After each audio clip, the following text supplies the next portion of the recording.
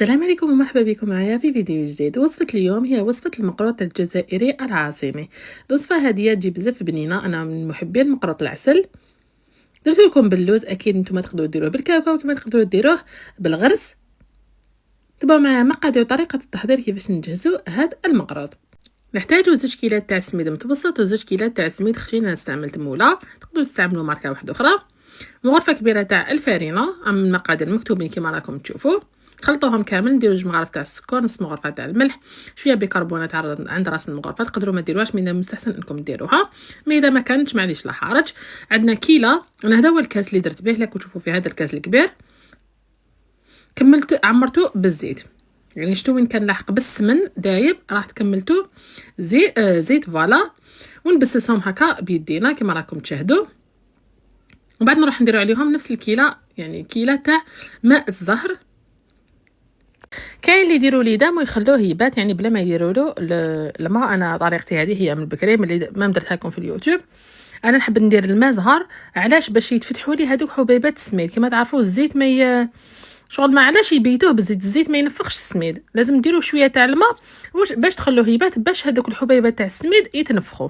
غطيته وخليته يبات، وجيت غد من داك جيت ندير معكم الحشو اللي نحتاجو فيه. 3 كيلات تاع اللوز، تقدروا ديروا قلت لكم مش حبيتو، انا حمصته شويه، لازم تحمصوه سينو المقروط تاعكم تمتم يغمال.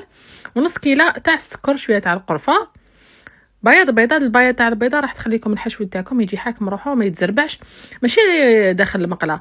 كي تكونوا تشكلوا في المقروط تاعكم، دي فوا يكون يتزربع بزاف، هذاك بياض البيضه حيخليك شغل حاكم روحه بيا في التشكيل دوكا، وفي المقله ما يتفتتش.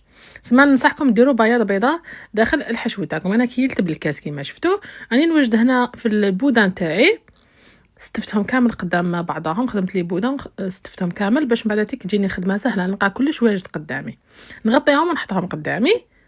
بعد واش درت؟ شوفوا انا هنا كنت بديت برك الجفنه، على خاطر انا ما نحبش انا شغل نستحفظ شويه على دوزاني هذه تاع الحطب، ما حبيتش نبيت فيها السميد مشمخ، باش نحافظ عليها. هذا ما كان، ديت نص الكميه منها، فتحت هذوك الكريات تاع السميد، فتحتهم وجيت كما راكم تشوفوا نطم غير بالصباعتين تاع يديا. بقاو تضيفوا في الماء بشويه، راني نهضر ونعاود نهضر بشويه، تبقاو تضيفوا وهكا بصباعتكم تبداو طموا فيه. كي تشوفوها بدات تنطم باش خلاص شغل طموها بيان كيما نطموا العجينه، اي عجينه. ومن بعد واش نديروا كيما راكم تشاهدوا، انا هذيك لا كونتيتي قسمتها على 2، طميت الاولانيه بعد طميت الدوزيام، يعني ما بقيتش نطم غير بشويه، قسمتها على 2 طميت الاولى بعد طميت الثانيه. دوكا جيت ندير الحشو، يعني طريقه المقروط كامل تعرفوا ديروا مقروط جبلي ربي. تغلقوا مليح، ما لازمش تخلوا الهواء كي تكونوا تغلقوا.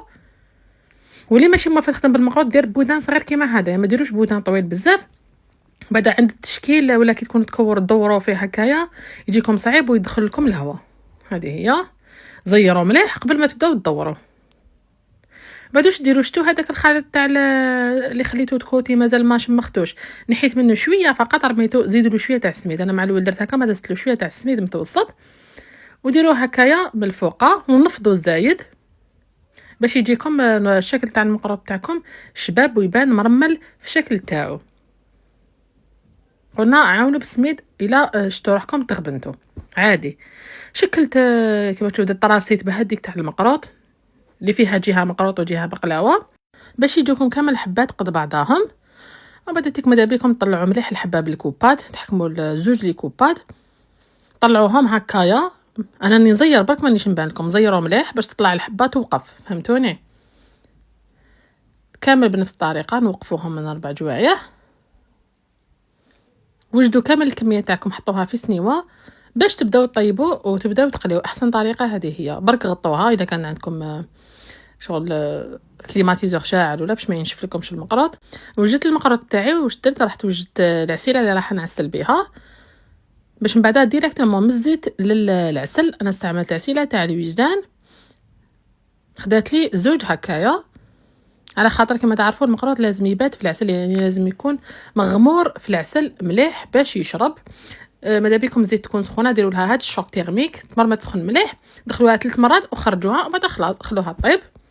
ماذا بكم النار ما تكونش قويه بزاف، مر ما تسخن خلاص سخنت، من داك ونقصوا الفرن، على خاطر لو كان يطيب لكم يتحمر بزاف من الفوق ومن الداخل ماشي طايب راح يغمل لكم تاني. هذه سبب تاني انه المقروط يغمل كي يكون داخل خضر. راني نقلي في نفس الوقت راني نعسل ونقطر.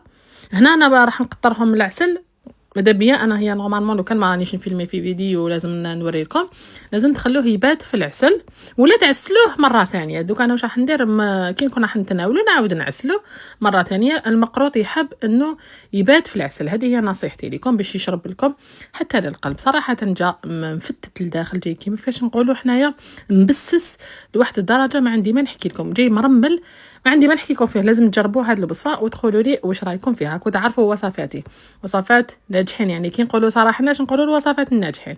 عطيت لكم كامل لي زاستيوس، جربوه وخلوا لي رايكم. نقول لكم دمتم في رعايه الله وحفظه، وسنوني كما العاده في فيديو جديد او وصفات جديده. مع السلامه.